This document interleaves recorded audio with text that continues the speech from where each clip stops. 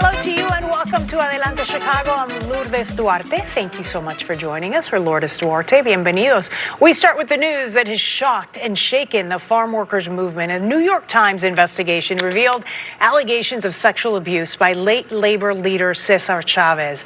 The accusations include the abuse of girls and women for years.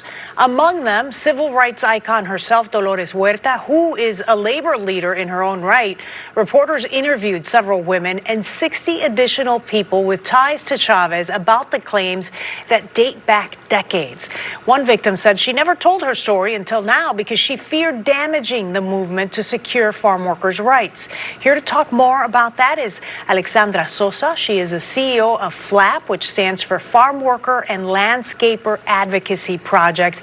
Welcome and thank you for coming in to talk to us. Thank you so much for having me here, Lourdes. You know, I mentioned early on that this has been so shocking, I think, not just for the Mexican-American community, but for the Latino community as a whole. For the farm workers that you talk to, what has this been like for them? What do they tell you? Yeah, it's very disturbing to learn all these things. And what is more shocking is to know that a powerful woman has been in silence for so many years and not be able to stand up and say what is happening. And it makes us very sad to think how many other women are in the same situation that this group of women. Yeah, and I think for so many years, Cesar Chavez was such an icon, right? And his name was synonymous with the plight of farm workers and what they were going through. So how does this sort of change the dynamics of the fight and the battle that your folks are facing? We have to continue with the farm worker movement. The farm worker movement can't be just one person and can't be just associated with one person. I have been doing this work for more than 25 years, and my organization has been around for 27 years. So we can't now say that the farm worker movement is one person because it belongs to the community as a whole and as a group. And we have to continue fighting and continue validating the farm worker rights. And I think it's important to continue talking about the issues that they faced. And so that's part of the reason why we have you here today, because we want the conversation to be more than just what happened or that New York Times article and investigation. So let's focus on some of the things that they're still facing today. Wages for farm workers. Tell me what they're dealing with when it comes to that. Exactly. So I think we need to take this opportunity to create awareness of what is happening in the farm worker movement in the fields and the abuses the farm workers are facing when they are coming to the United States, not getting paid for overtime. For example, in Illinois, they are not allowed to be paid for overtime, even if they work more than 40 hours a week. They have illegal deductions for uniforms and use of tools, what puts them below minimum wage. They are discriminated at work. They are fired because a woman is pregnant or they are older or they are considering not be able to do the work anymore because they are getting old. And they contribute to the Social Security system for those who are legal permanent residents and citizens to be able to apply for unemployment benefits when themselves cannot have those benefits.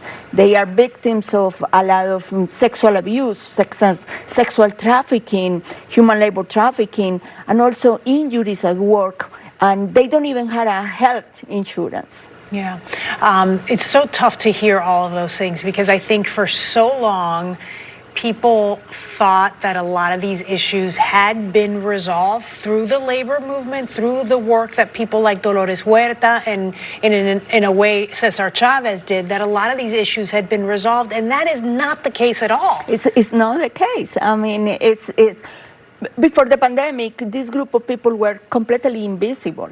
During the pandemic, they become essential workers, and the whole world was looking at them. And now they're considered criminals.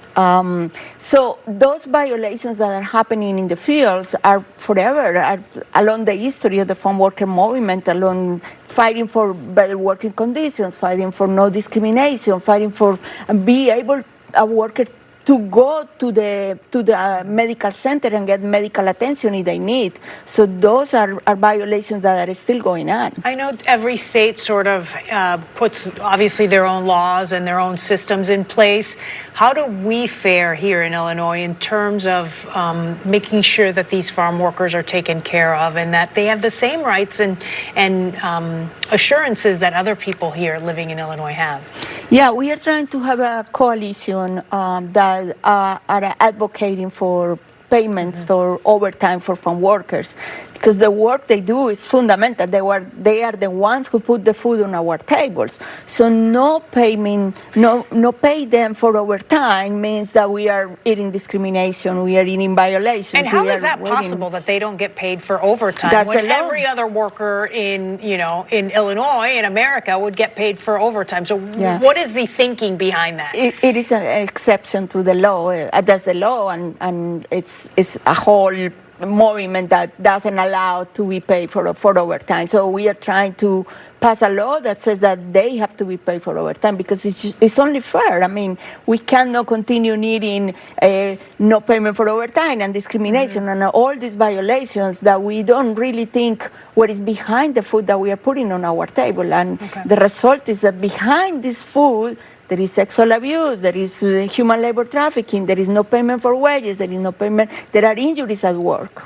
Yeah, so we hope that perhaps maybe through this story and this investigation that the New York Times did, that perhaps the silver lining in all of this is that people begin to pay attention to the work and the circumstances that many of these farm workers are living under. Yeah.